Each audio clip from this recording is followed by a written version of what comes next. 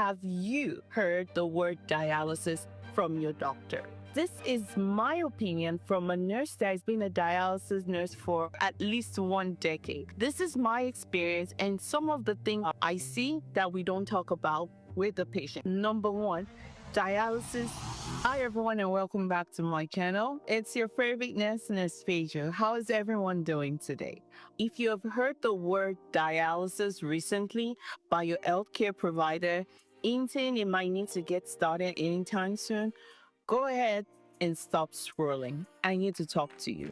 It's your girl, your favorite nurse. And what do we do on this channel? On this channel, we provide professional care with personal touch and practical solutions, whether it's in the home health setting, whether it's in the private setting, or whether it's in the personal setting. I got you. And if you've been finding any of my content helpful, please be sure to share, subscribe, and like, so that way we can continue to help more people. So let's get into the topic of today. Have you heard the word dialysis from your doctor or your healthcare provider? All right, I need you to pause and I need you to calm down. It is not a death sentence. This is my opinion from a nurse that has been a dialysis nurse for at least 1 decade. This is my experience and some of the things I see that we don't talk about with the patient. Number one, dialysis is not a death sentence. There is life after dialysis. So when you hear the word dialysis, it doesn't necessarily mean it's the end of the world. Neither does it mean that you're going to have to start dialysis in 1 or 2 days. And for the purpose of this topic, I am talking about more in the chronic setting, because in the acute setting, dialysis might be needed sooner than later. But right now we're focusing on chronic illness. And I've seen patients that have been successful in dialysis and they do manage their care. And it varies from patient to patient, the experience. So it depends on the support, what is going on, what other diseases they have. So it's a lot of things. So it's very hard for me to go ahead and generalize. What is dialysis? There are different types of dialysis. There's the hemodialysis and then there's the peritoneal dialysis. For the peritoneal dialysis, this is the one that the patients are usually able to do in their home. So they have a nurse to come set them up and they're able to move about their life. And then we have the in-center dialysis. This is where people usually go. Most of the time, people go 3 times a week. And then you have cases some people have to go 2 or 4 times a week, depending on what the situation is. They go in for 4 to 5 hours. So they're usually in the center for that long. And then we have the nocturnal dialysis. This is the one that the people, they still go for hemodialysis, but they go in the evening hours. So maybe after work, they sit down, they usually lie down. The treatment is a little bit slower and longer.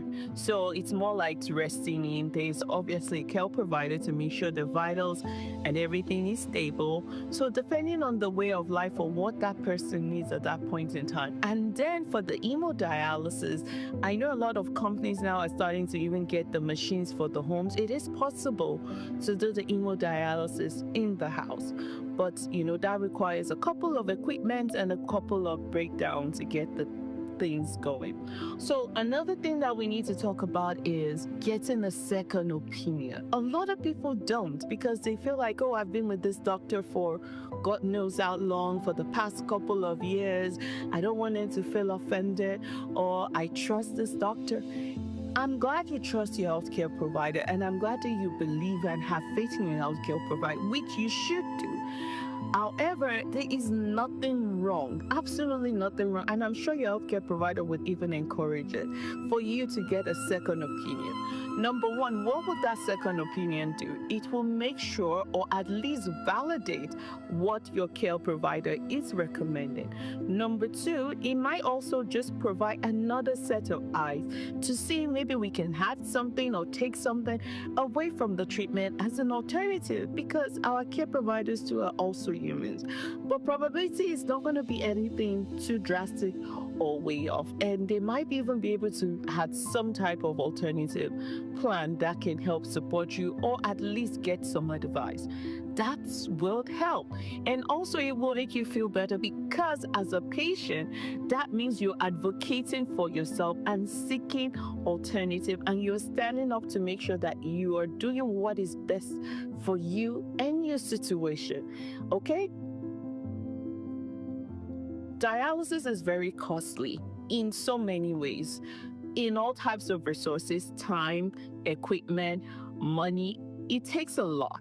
But the good thing is that if you're in the United States, at least I can speak to that, there is Medicare. Medicare actually supports dialysis patients very well, and it would help with the cost burden. And you don't have to be 65 for you to get help if you're on hemodialysis. And then number 5, which most people always take for granted, is getting that psychological help, that mental health, whatever it is, get help. Because what I find in most times and in most settings is, once the doctor is already talking about this, people tend to stay in the state of denial. And they stay in denial for a long time that they don't get to acceptance and start dealing with the problem. What am I trying to say? It is not my place to judge or determine how long someone should grieve. But at the same time, if we have an issue and we don't deal with this issue, guess what? This issue is going to deal with us. Whenever there is a problem, if we don't accept it's a problem, then we don't seek help, we don't get anything. But the sooner we're able to at least acknowledge the problem and accept that it's a problem, the sooner we can start to deal with it, which is where I am going with this.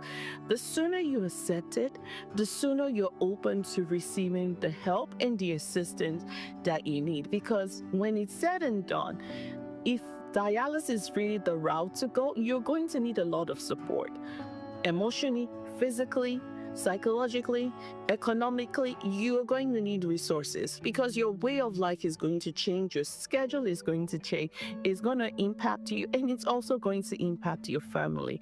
And this is why I strongly recommend that we all are work in progress and we need to support ourselves.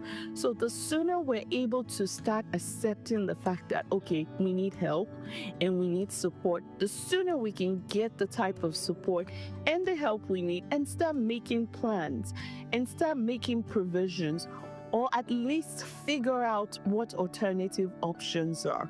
So that way we can be better prepared for when the situation comes, which is what I find, because some people ignore it, and they ignore it to the extent that by the time it actually comes, it's a little too late and then they're trying to catch up. And when I say it's a little too late, things move a lot faster, and there's things they could have done that would actually have made the process a lot more easier and the transition actually a much more easier process to transition into. All right, so when it's all said and done, we don't want to go through dialysis alone. We want to support our loved ones. We want to support those that we are caring for. Dialysis is one of those things that once it starts. But what am I saying to you? There is life after dialysis. It is possible to still have quality of life after dialysis. It's also possible to extend how long it is before you actually have to start dialysis, which means that you have to take your treatments very seriously. Do everything that you're supposed to do that is within your power. So let life take care of the rest. But whatever you are capable of doing, I strongly encourage that you do it. All right, everyone, I hope you find this video helpful. And if you did, go ahead and like this video and subscribe.